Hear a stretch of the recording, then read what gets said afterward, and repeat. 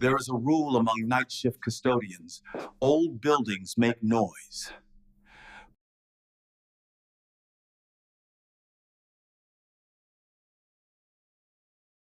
It's brick and mortar. We think they belong to us. But when the bell rings and the lights go out, the building changes. There is a specific kind of silence that only exists in schools after dark. If you've never been inside a large institutional building alone at 3 a.m., you probably imagine it's just quiet. But it's not. It's heavy. The air feels thick, like the building itself is holding its breath, waiting for you to leave. You start to notice things you'd never hear during the day: the hum of a vending machine from 3 halls away, the settling of the foundation that sounds like footsteps, and the way your own reflection in a trophy case looks just a little bit distorted. I worked the night shift as a custodian for years.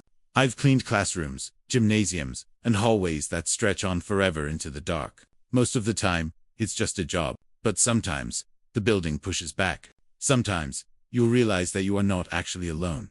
Here are 3 true stories from my time working the overnight shift that still make me check the locks on my doors twice before I go to sleep. Story 1. I spent nearly 5 years working as a custodian at a middle school in my hometown. I was always a night owl, so the shift from 10 p.m. to 6 a.m. didn't really bother me. In the beginning, I actually loved it. I didn't have to deal with screaming kids. I didn't have to dodge teachers in the hallway. And I could listen to my podcasts in peace. But the longer I worked there, the more the isolation started to get to me. This school was old, built sometime in the early 1950s, and at night, it felt more like an abandoned hospital than a place of learning. The pipes would bang inside the walls like someone was hammering from the inside. And the lockers had this nasty habit of popping open on their own due to the humidity changes. I learned to tune most of that out. You have to, or you'll drive yourself crazy. But there was one part of the school I never got comfortable with: the basement. Technically, the basement ran underneath about half of the school's footprint. It wasn't a finished area. It was a concrete labyrinth of storage cages, boiler rooms, and narrow corridors where the ceiling was so low, I had to duck to avoid hitting the hanging wires. It always smelled wet down there, like damp earth and rusting metal. The lighting was terrible. Just these long fluorescent tubes that would buzz angrily and flicker yellow. One of the veteran custodians, a guy named Miller, told me during my first week, "Don't go down there unless you have a work order. It's a dead zone." He laughed it off like he was joking about ghosts, but his eyes didn't smile. Sound of distant dripping water about 2 years into the job. On a Tuesday night, I came in and saw a note taped to my cot. I needed to bring up 50 folding chairs for an assembly the next morning. My heart sank immediately, because I knew exactly where those chairs were kept. The overflow storage room in the deepest part of the basement. I stood at the top of the basement stairwell for a solid minute, just staring at the heavy steel door. I actually debated texting my supervisor to say I couldn't find the keys. But I needed the hours, and I didn't want to look incompetent. I sighed, grabbed my heavy Maglite flashlight, and unlocked the door. The sound of a heavy metal door creaking open, then echoing footsteps. The air that hit me was stale and cold. I flipped the light switch at the bottom of the stairs, but of course, only every third light fixture flickered on. The rest of the hallway was swallowed by shadows. I started walking. The silence down there was different. It was oppressive. My boots squeaked on the concrete, and the sound echoed so loud it felt like I was announcing my presence to something. The chairs were in the second room on the left. I got to the door, which was rusted around the hinges, and yanked it open. It let out a shriek of metal on metal that made me cringe. Inside, it was just piles of junk, broken desks, old maps, and the stacks of folding chairs. I propped the door open with a brick and started grabbing the chairs, taking 4 at a time. I wanted to be in and out as fast as possible. I was bending down to pick up my second load when I froze. From the hallway, behind me, the hallway I had just walked down, I heard a sound. Scrape. Pause. Scraped out. It sounded like the heavy, dragging shuffle of a shoe sliding across the concrete. I stayed bent over, my hands gripping the cold metal of the chairs, listening so hard my ears started to ring. The sound had stopped. I slowly stood up and turned around, shining my flashlight out of the storage room door. "Hello," I called out. My voice cracked a little. "Miller, that you?" The beam of light cut through the dust motes dancing in the air. The hallway was empty, just pipes and gray walls. I told myself it was the building settling. Old buildings make weird noises. That's rule number 1. I convinced myself it was just a steam pipe expanding. I grabbed the chairs and walked out into the hallway toward the stairs. As I passed the first storage room, the one I hadn't opened. I walked through a cold spot, and I don't mean a draft. I mean it felt like I had walked into a meat locker. The temperature dropped 20 degrees in the span of a single step. The hair on my arm stood up so fast it hurt. I sped up, dropped the chairs at the foot of the stairs, and immediately turned around to go back for more. I just wanted this done. But when I got back to the storage room door, I stopped. The stack of chairs I was about to grab, they looked different. I could have sworn I left them in a neat pile against the wall. But now, the top 2 chairs were knocked over, lying flat on the floor. I stared at them, my brain trying to process it. Did I knock them over when I left? I must have bumped them with my leg. I was vibrating with anxiety now. I grabbed another armful, turned and stepped back into the hallway. Thump. The sound came from deeper in the basement, past where I was standing. It was a heavy, dull thud, like a fist hitting a solid wood door. I whipped my flashlight around, aiming it down the dark end of the corridor, where the maintenance tunnels were. About 30 feet away, there was a door to an old records room. It was a door that was always locked. I checked it every month during inspections. It was standing wide open. My stomach dropped all the way to my shoes. I knew, for a fact, that door was closed when I walked past it 5 minutes ago. I would have noticed a black rectangle of darkness in the wall. I stood there, frozen, clutching these folding chairs to my chest, like a shield. Every instinct I had was screaming at me to run, but my legs felt like lead. Then, from the darkness of that open records room, I heard the dragging sound again. Scrape, scrape, It was coming toward the doorway. I didn't wait to see what it was. I threw the chairs on the ground. I didn't care about the noise and I bolted. I sprinted down that hallway faster than I have ever run in my life. I hit the stairs, taking them 3 at a time, forcing my way through the heavy door at the top and slamming it shut behind me. I locked the deadbolt with shaking hands. I backed away from the door, gasping for air, my heart hammering against my ribs like it was trying to break out.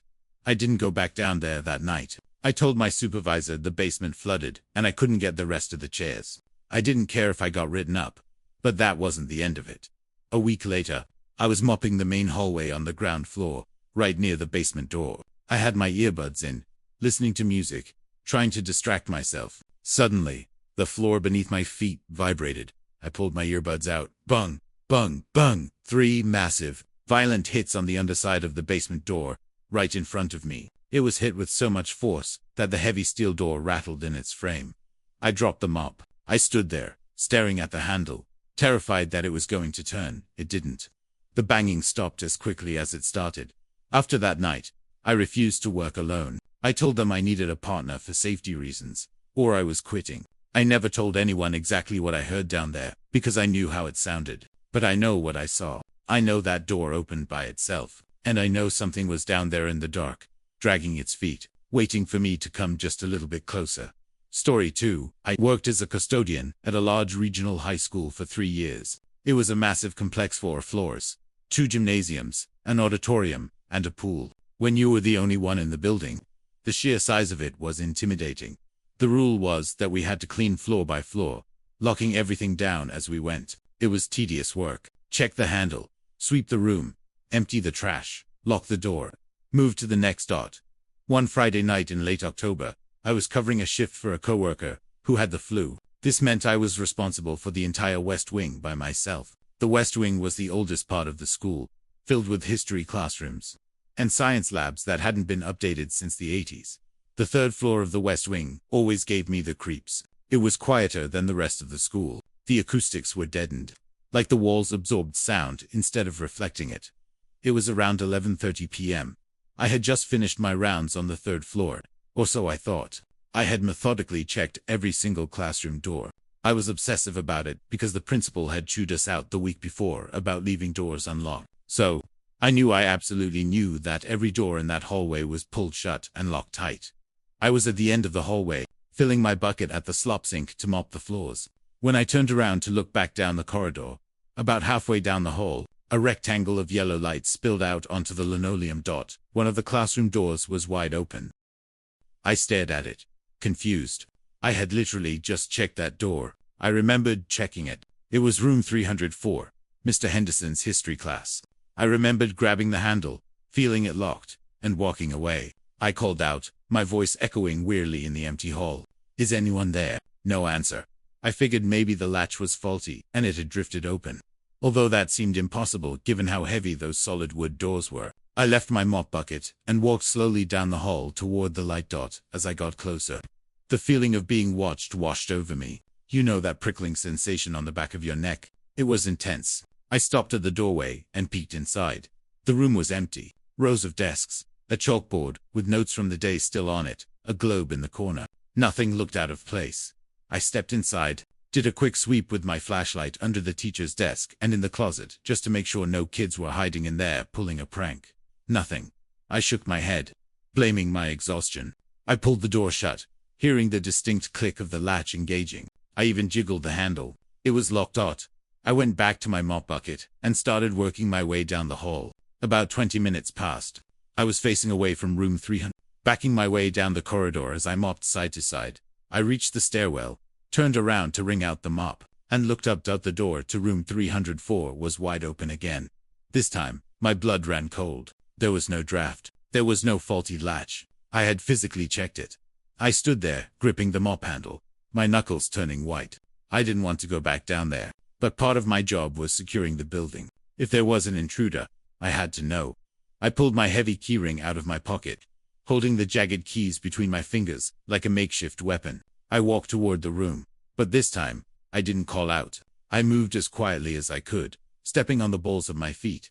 When I reached the doorway, I didn't just walk in. I slowly leaned my head around the frame. The room looked exactly the same, empty, silent. But then I noticed something. In the back corner of the room, there was a large cardboard box full of textbooks. When I had checked the room 20 minutes ago, that box was flush against the wall. Now, it was sitting in the middle of the center aisle, between two rows of desks. Someone or something had moved it. I froze, staring at that box, and then I heard it. It was coming from the back corner of the room, where the shadows were deepest. It wasn't the wind. It was distinct, wet, rhythmic breathing. In and out. It sounded large, like a man trying to be quiet, but failing because his lungs were congested. My fight or flight response kicked in, and it was 100% flight. I didn't even try to close the door. I turned and ran. I sprinted to the stairwell, flew down 3 flights of stairs, and burst out into the lobby where the security guard, Dave, was sitting at the front desk. I must have looked pale as a sheet because Dave immediately stood up. "Whoa, kid, you all right?" "Upstairs," I gasped. "Room 304, someone's in there." Dave grabbed his flashlight and his radio, and we went back up together. I stayed behind him the whole time. When we got to the 3rd floor, the hallway was silent. We walked down to room 304. The door was still open. Dave marched in, shining his light everywhere. "Police, come out," he shouted. Nothing. The room was empty. We checked the closet, the windows which were locked from the inside, even the ceiling tiles. There was no one. But here's the thing that made me quit 2 weeks later. When Dave shined his light on the floor, the box of textbooks was still sitting in the middle of the aisle. "Weird place to leave a box," Dave muttered, nudging it with his foot. "I didn't put that there," I whispered. Dave just shrugged it off, assuming a teacher did it. But I knew the room had been empty the first time. Later, I found out from an older teacher that room 304 used to be a storage area for the drama department decades ago. Legend had it that a student had hidden in there overnight on a dare back in the 90s, and had some sort of mental break, claiming he was being hunted all night by a shadow man. They found him the next morning curled up in the corner, screaming. I don't know if that story is true, but I know what I heard. That wet, heavy breathing coming from an empty corner. I can still hear it if I think about it too hard. Story 3. If you ask any custodian which room they hate cleaning the most, 9 out of 10 will tell you it's the auditorium. There is something unnerving about a room designed for hundreds of people when it's completely empty. The seats look like rows of silent observers. I was working at an old high school in New England.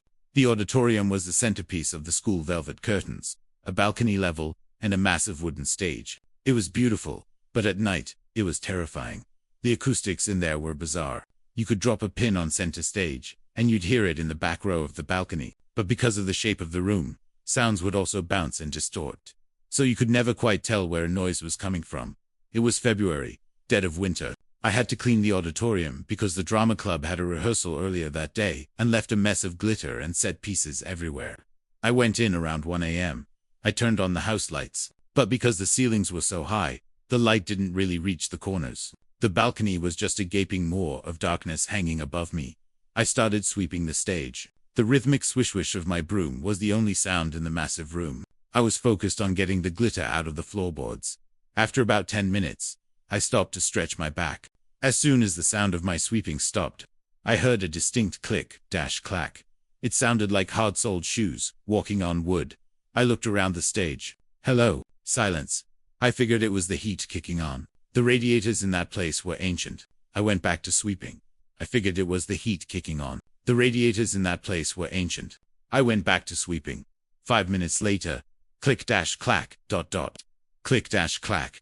It was closer this time, and it was definitely footsteps. It sounded like someone pacing back and forth, just off stage, behind the heavy velvet curtains in the wings. I gripped my broom like a baseball bat. This isn't funny, I yelled out. The building is locked. I'm calling the cops. My voice echoed out into the empty seats.